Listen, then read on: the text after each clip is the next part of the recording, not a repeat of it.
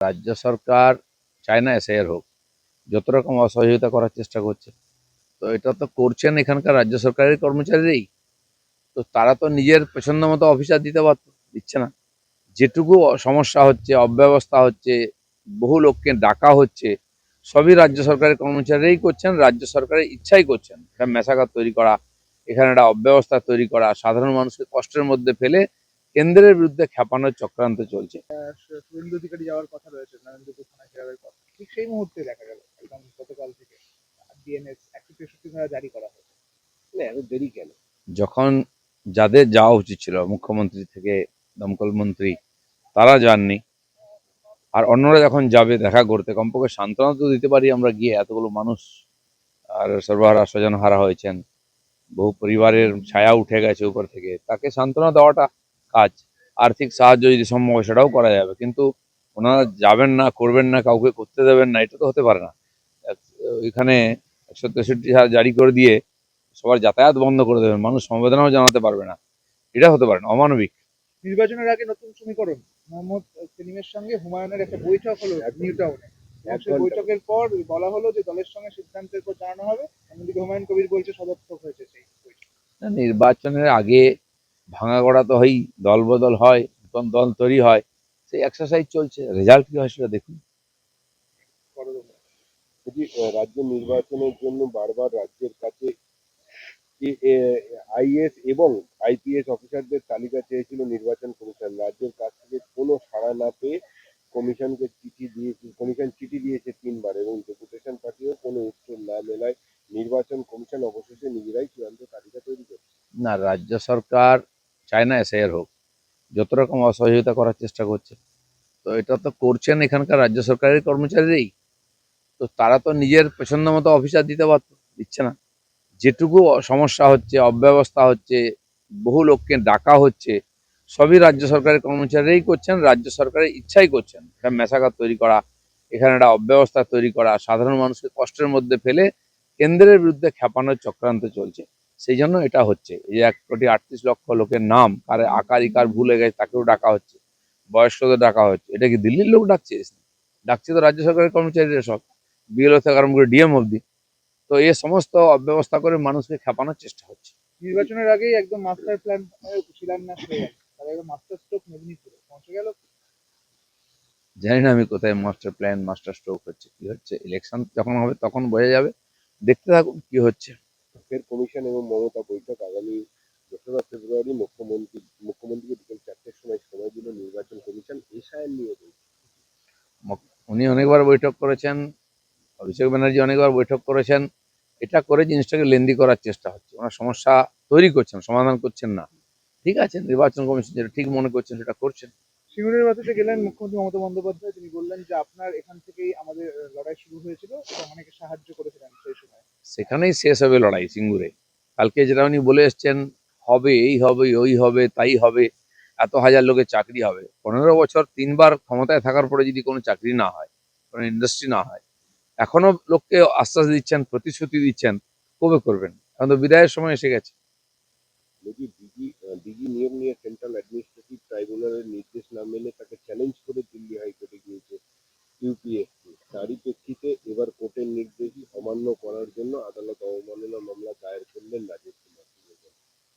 দেখুন, আদালতে লড়াই হচ্ছে, আদালতের দিকে আমাদের তাকিয়ে থাকা উচিত। যা আদালত নির্ণয় দেবেন সেটাই মানতে হবে সবাই। চলো। বালি কেসে ইডি ধানা রাজ্য জুড়ে কি বলবেন? বালি, কয়লা, গরু নিয়ে এর আগেও বহু কেস হয়েছে, কিন্তু বন্ধ হয়নি। এবং বালি খাদান নিয়ে যেভাবে চুরি জোচ্চুরি এবং সরকারের তরফ থেকে, পার্টির তরফ থেকে লুটপাট হচ্ছে, প্রত্যেকবার নতুন করে লিস্ট জারি হয়, লোকের কাছ থেকে টাকা নেওয়া হয়। 2 বছর ধরে, 1.5 বছর ধরে নতুন লোকেরা টাকা দিয়ে কেউ বালি খাদান হাতে পাননি, কেউ একমুঠি বালি তুলতে পারেননি। পুরনো যারা আছে সেটিং পার্টির সঙ্গে, তারাই বালি তুলছে, তারাই টাকা দিচ্ছে। আর মাঝখান থেকে এই যে অনিয়ম হচ্ছে তার জন্য তদন্ত ইত্যাদি যেটা হয়, কমপ্লেন হচ্ছেই। তো আমার মনে হয় এই জিনিস যদি বন্ধ হয়, টিএমসি পার্টিটাই উঠে যাবে, কারণ এই ধরনের ইলিগাল পয়সা থেকেই টিএমসির নেতারা করে খাচ্ছে। দেখা গেছিল বালি এবং কয়লার টাকা বেশ কিছু রাজ্য সরকারের শাসক দলের কাছে গিয়েছিল, সেই মোতাবেক রেড হয়েছিল। সেটি আবার না, সবাই জানে। এক 1 ট্রাক বালি আপনি 10 বছর আগে তার হিসাব করুন কি দাম ছিল, আজকে কয়েক গুণ বেড়েছে। কেন বাড়ছে? বিভিন্ন হাত ঘুরে বহু লোক কাটমানি খায় এখান থেকে। ফলে আমাদের মতো সাধারণ মানুষ যারা বাড়ি তৈরি করছেন, ব্যবহার করছেন, তাদেরকে তার দাম দিতে হয়। তো এই যে 3, 4, 5 গুণ দাম বেড়ে গেছে, এটা সাধারণ মানুষ সাফার করছে। আর এর থেকে বহু লোক বেনিফিশিয়ারি হয়, তারা সুবিধা পায়। রাজ্য সরকার চায় না এসআইআর হোক, যত রকম অসহযোগিতা করার চেষ্টা করছে। তো এটা তো করছেন এখানকার রাজ্য সরকারের কর্মচারীরাই। তো তারা তো নিজের পছন্দ মতো অফিসার দিতে পারত, দিচ্ছে না। যেটুকু সমস্যা হচ্ছে, অব্যবস্থা হচ্ছে, বহু লোককে ডাকা হচ্ছে, সবই রাজ্য সরকারের কর্মচারীরাই করছেন, রাজ্য সরকারের ইচ্ছাই করছেন। একটা মেশাঘাত তৈরি করা, এখানে একটা অব্যবস্থা তৈরি করা, সাধারণ মানুষকে কষ্টের মধ্যে ফেলে কেন্দ্রের বিরুদ্ধে খেপানোর চক্রান্ত চলছে। শুভেন্দু অধিকারী যাওয়ার কথা রয়েছে নারায়ণপুর থানায় ফেরার কথা, ঠিক সেই মুহূর্তে দেখা গেল একদম গতকাল থেকে ডিএনএস 163 ধারা জারি করা হয়েছে। না এত দেরি কেন? যখন যাদের যাওয়া উচিত ছিল, মুখ্যমন্ত্রী থেকে দমকল মন্ত্রী, তারা যাননি। আর অন্যরা যখন যাবে দেখা করতে, কমপক্ষে সান্ত্বনা তো দিতে পারি আমরা গিয়ে। এতগুলো মানুষ আর সর্বহারা স্বজন হারা হয়েছেন, বহু পরিবারের ছায়া উঠে গেছে উপর থেকে, তাকে সান্ত্বনা দেওয়াটা কাজ। আর্থিক সাহায্য যদি সম্ভব হয় সেটাও করা যাবে, কিন্তু ওনারা যাবেন না, করবেন না, কাউকে করতে দেবেন না, এটা তো হতে পারে না। এখানে 163 জারি করে দিয়ে সবার যাতায়াত বন্ধ করে দেবেন, মানুষ সমবেদনাও জানাতে পারবে না, এটা হতে পারে না, অমানবিক। নির্বাচনের আগে নতুন সমীকরণ মোহাম্মদ সেলিমের সঙ্গে হুমায়ুনের একটা বৈঠক হলো নিউ টাউনে, এবং সেই বৈঠকের পর বলা হলো যে দলের সঙ্গে সিদ্ধান্তের পর জানানো হবে। অন্যদিকে হুমায়ুন কবির বলছে সদর্থক হয়েছে সেই বৈঠক। নির্বাচনের আগে ভাঙা গড়া তো হয়ই, দল বদল হয়, নতুন দল তৈরি হয়, সেই এক্সারসাইজ চলছে। রেজাল্ট কি হয় সেটা দেখুন। যদি রাজ্য নির্বাচনের জন্য বারবার রাজ্যের কাছে আইএস এবং আইপিএস অফিসারদের তালিকা চেয়েছিল নির্বাচন কমিশন, রাজ্যের কাছ থেকে কোনো সাড়া না পেয়ে কমিশন চিঠি দিয়েছে 3 বার এবং ডেপুটেশন পাঠিয়েও কোনো উত্তর না মেলায় নির্বাচন কমিশন অবশেষে নিজেরাই চূড়ান্ত তালিকা তৈরি করছে। না, রাজ্য সরকার চায় না এসআইআর হোক, যত রকম অসহযোগিতা করার চেষ্টা করছে। তো এটা তো করছেন এখানকার রাজ্য সরকারের কর্মচারীরাই। তো তারা তো নিজের পছন্দ মতো অফিসার দিতে পারত, দিচ্ছে না।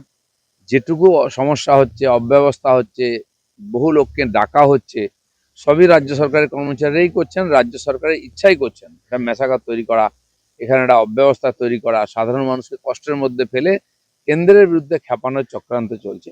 সেই জন্য এটা হচ্ছে। এই যে 1,38,00,000 লোকের নাম কারে আকার ইকার ভুলে গেছে, তাকেও ডাকা হচ্ছে, বয়স্কদের ডাকা হচ্ছে। এটা কি দিল্লির লোক ডাকছে? ডাকছে তো রাজ্য সরকারের কর্মচারীরা সব, বিএলও থেকে আরম্ভ করে ডিএম অব্দি। তো এই সমস্ত অব্যবস্থা করে মানুষকে খেপানোর চেষ্টা হচ্ছে। নির্বাচনের আগেই একদম মাস্টার প্ল্যান শিলান্যাস হয়ে গেল, তার একদম মাস্টার স্ট্রোক মেদিনীপুরে পৌঁছে গেল। জানি না আমি কোথায় মাস্টার প্ল্যান, মাস্টার স্ট্রোক হচ্ছে, কি হচ্ছে। ইলেকশন যখন হবে তখন বোঝা যাবে, দেখতে থাকুন কি হচ্ছে। ফের কমিশন এবং মমতা